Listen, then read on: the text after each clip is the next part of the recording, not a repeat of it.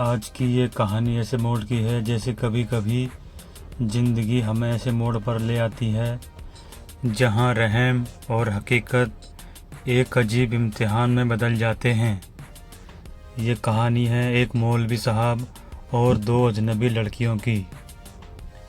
एक बार की बात है, मौलवी साहब दूर के गांव से तबलीग करके लौट रहे थे। दोपहर का वक्त था, गर्मी शिद्दत पे थी, सूरज आग बरसा रहा था और रेत में जैसे तपिश नाच रही हो।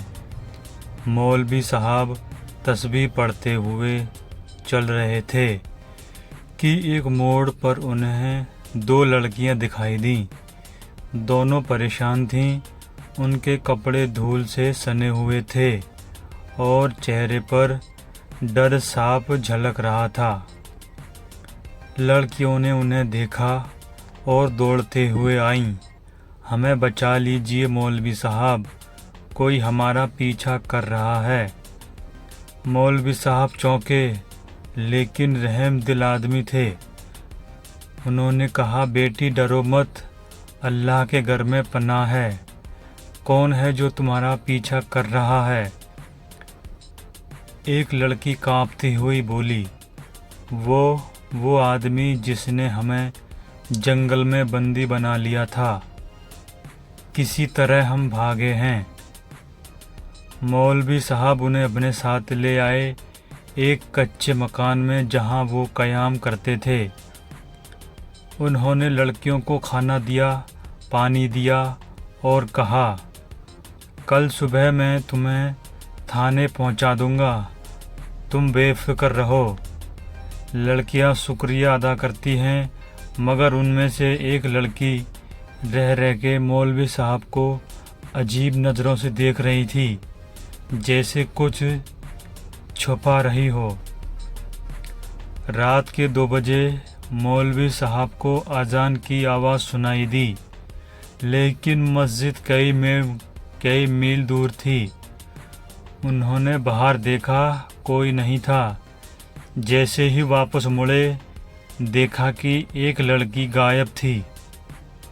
दूसरी लड़की रोती हुई बोली, वो उसे फिर ले गया। मौलवी साहब ने कहा, कौन? वो जिन्न जिसने हमें कैद किया था।